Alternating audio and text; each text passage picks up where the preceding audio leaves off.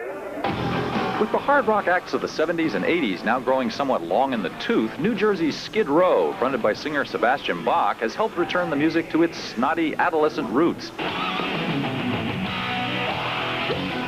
The group was started in the mid-80s with Bach, a Canadian who was working in Detroit at the time, joining in 1987. Skid Row's debut album went top 20 in 1989 on the strength of such teen-oriented hits as Youth Gone Wild and 18 and Life. The band has toured with Bon Jovi, Aerosmith, and most recently Guns N' Roses, and its latest album, Slave to the Grind, went to #1. But Bach has provoked storms of criticism, too. First by wearing a T-shirt that said AIDS kills fags dead, then by injuring a fan during a concert brawl in Massachusetts. Unusual behavior for the son of a well-to-do artist who was born in, of all places, the Bahamas. We spend our lives on trial. We walk an endless mile. We are the So your parents were hippies, right? Can we say that? Yeah, I guess you could say that. Did you grow up with their music? I mean, did you have that like pounded into your head? Yeah. I can remember watching my aunt and my mom make French fries, singing, "Let me stand next to your fire." You know, all this stuff. You know, what is that? That's rock and roll, son. Or driving in a van, listening to my dad sing, "This is the end," not realizing the lyrics. "Father, yes, son, I want to kill you." Dad, what is this all about? Jeez. That's Jim Morrison, boy. God. Yeah, it's pretty interesting. I wonder, was there ever a point where you came home one day and you were with a new Motorhead album or a Kiss album and your folks said, "This isn't rock and roll"? Oh yeah, my dad used to yell at me all the time because he liked punk rock in the late '70s, and I was into heavy metal, and he thought heavy metal was. He used to say, "Heavy metal is capitalist. Why don't you listen to punk because it's socialist?" And I go, "It's too many ists for me, man." You know, now I know what he was talking about, but at the time, because he thought that punk had something to say, and heavy metal didn't. You know. Wow. It's kind of weird now because he sees that in the '90s, you know, a lot of the same energy from punk has come into hard rock and given it kind of a kick, you know, because it needed a kick after the '80s. Definitely. Yeah. When did you start getting into bands? I mean, do you remember when your first band was? Yeah, it was at private school. I was singing in the shower one day, and I was singing a police song called "Walking on the Moon." And in the shower. Okay. Yeah, one of my buddies heard me, and he said, "Why don't you sing for our band?" And I go, "I never sang, you know, in front of, you know, people like rock and roll before, you know." And I did it, and suddenly, you know, the tall, geeky, greasy, pimple-faced guy that nobody wanted to talk to suddenly had tons of friends. You know, I said, "Hey." It's a miracle that you bought this idea. Oh, as soon as I did that, I knew that's what I wanted to do. We used to play bars and stuff. Nobody would sign us up there because Canada doesn't really sign like heavy metal bands. But so I quit that band, and then when I was 16, I moved to Detroit. Real nice town. Which must have been very different. How long did you stay in Detroit? I got out of there pretty quick. Yeah, and I said, if that's what America's like, I don't want, you know. But then I met these guys, and it was very cool. Were you supporting yourself all along? Yeah, I was singing beer commercials in Toronto at Sounds Interchange, the studio. What kind of beer were you promoting? Schooner beer. It's a Canadian one. Sounds Schooner, eh? Can I have a beer? I gotta go out. I gotta go. But I used to do that. I thought it was like, you know, had a real good thing going there. Singing beer commercials, getting paid for it. $2, right? Yeah, you did get paid quite a bit doing that. You could have made a career out of that. Yeah, maybe I still will. But yeah, that's what I was doing, and I was getting a lot of offers to join American bands at the time, but I was just really happy, so I didn't want to. And Skid Row sent me a tape, and I was going, "Oh, man, I hope this really sucks," you know, because I don't want to leave doing this right. Put it in, and I heard Youth Gone Wild, and I go, "Damn it, it's great! Jesus! Now I got to make a decision," you know. But the more I listened to it, I said, "Man, that is some serious music."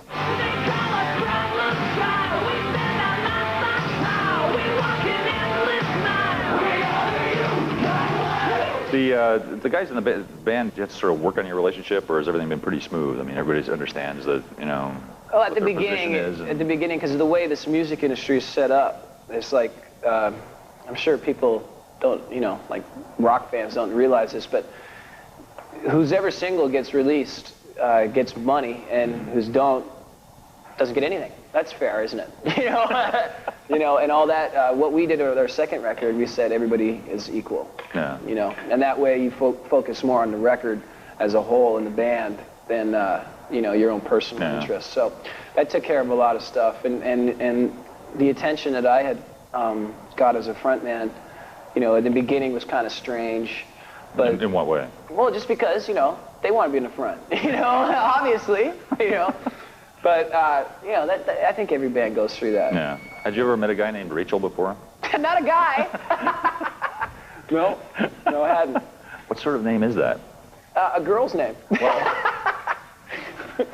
I call him Sophia Loren sometimes. But why is he named Rachel? I've never been. I don't know, but it was really cool because when I heard their tape and they sent it to me, you know, they put a phone number in there and I called him up and I said, "What's your name?" He goes, "Rachel Bolan." I go, "Wow, heavy name." You know, Sebastian Bach, Rachel Bolan. Baching and bowling, rocking and rolling. I can see it now, you know. Just another name, huh? But no, he's very into punk and Mark Bolan.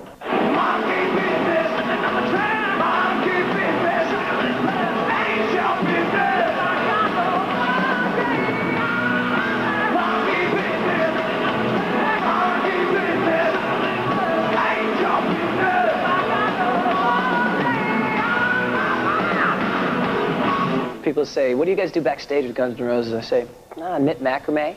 I play chess. I have a couple mean checkers game, man. Woo! Get pretty out there, crazy.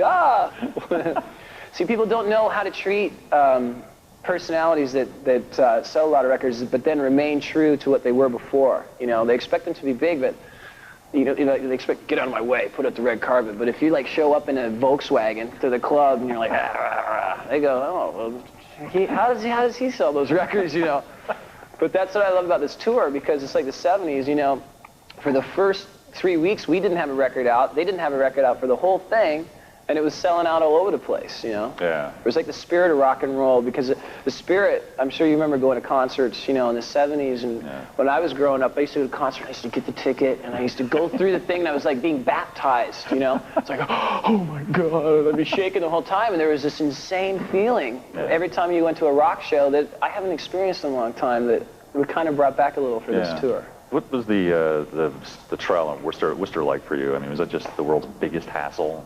First, you have to wear a suit. Well, yeah. Right? Yeah, well, you know, when you go to jail, you know, it makes you think. Yeah. And I said, you know, all this, like, that was just an emotional reaction at the time, you know, because at the time I didn't have any distinction between playing an arena and playing CBGBs. Yeah. And if I was playing CBGBs and I did that, Kurt Loder wouldn't have been talking about it on MTV, you know, because it didn't matter. But if you know, you can't do that. You can't jump in there and kick somebody's ass, you know. I'm not going to do it again. Yeah. If it happens again, I'll just, like, you know, walk off the stage. I mean, I'm on probation right now for physical assault, and if I punch, you know, one more person, that's it. No more Skid Row, you know. So somehow I really don't think that's worth it, you know. So you're reining yourself in. Control your demons tour. That's what I call this. Control your demons. Come out, you know, and get down, boy, you know.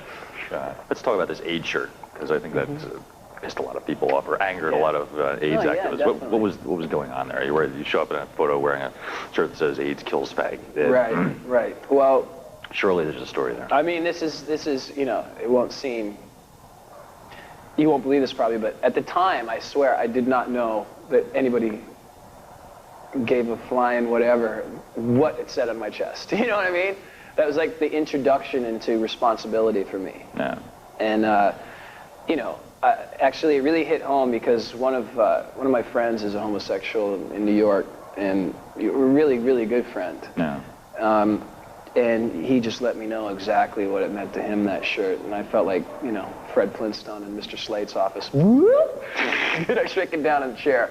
Or did he call you up and explain that? Like, no, he really got bad? me backstage, and he was mad, you know, and he had every right to be, because a lot of his friends died, and that's not cool making fun of that. Yeah. You know. Where did the shirt come from?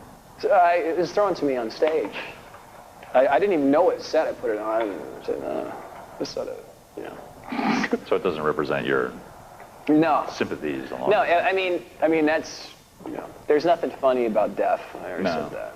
Do you think things have maybe gone too far, and everyone's you know what also nailed it home was walking down the street and having a 12-year-old guy in a Skid Row shirt come up to me and goes, "Hey, I hate faggots too." Oh. And I went, wrong. You know, that's the very wrong vibe to put out to people. Yeah. So you think more about these things. Oh yeah. I would imagine. Unfortunately, yes, I do. Jesus. You had a son recently. Let's talk about him. He's really cute, I thought. But you decided not to. You were told, I guess, not to tell people you had a kid. But now yeah. you've come I mean, out it was. and said you had. You know, there's something really, really strange when you respected, like, the people that like Skid Row respect us for being like honest about everything. You know, and playing music that is honest and, you know, not a big scam or a big front or anything. Right. So I found it very hypocritical when I would have my son out to see a show that I would have to go in a different door in a hotel than him. And I said, this is over, man. I don't care. You know, they said, oh, but all these chicks, you know, they really dig you. And I go, they're not stupid.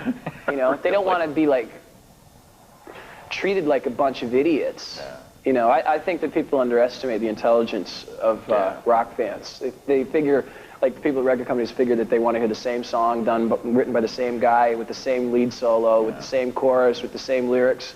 You know, and every frontman is a rock hunk, and you know, he's a doom metal stud monthly. You know, and you can't have kids, can't be a human. You know, all this stuff. People are people, man. You know. So are you plagued by fans here at all? I mean, this is pretty remote where we are. Sometimes, yeah. How do they find you? I don't know, man. I get calls from like Alabama and Texas and Japan. How do they find your number? I don't know. All you hear is this. Sebastian there? Who's this? Click. I'm like, ah! So you change your phone number a lot. Yeah, once a week. Well, I have a goofy line upstairs and a good line down here. What's a goofy line? We give it to the goofy people. Sebastian Bach, this month's Rolling Stone cover boy, will be leading Skid Row out on a headlining U.S. tour this fall. Savior for the son of a well-to-do artist who was born in, of all places, the Bahamas. We spend our lives on trial. We walk and never live mile. We are the youth that want to. So your parents were hippies, right? Can we say that? Yeah, I guess you could say that. Did you grow up with their music? I mean, did you have that like pounded into your head? Yeah.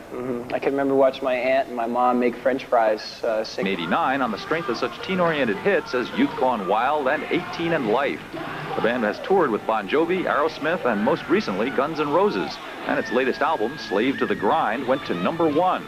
But Bach has provoked storms of criticism, too.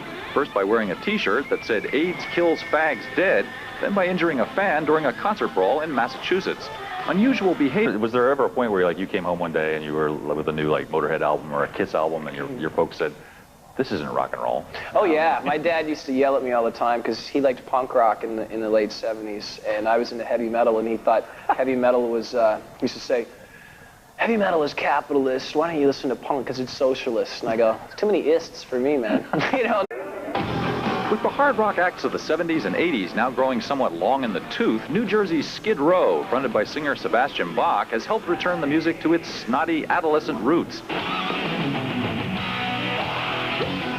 The group was started in the mid-80s with Bach, a Canadian who was working in Detroit at the time, joining in 1987.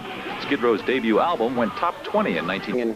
Let me stand next to your fire. You know, all this stuff. You know, what is that? That's rock and roll, son.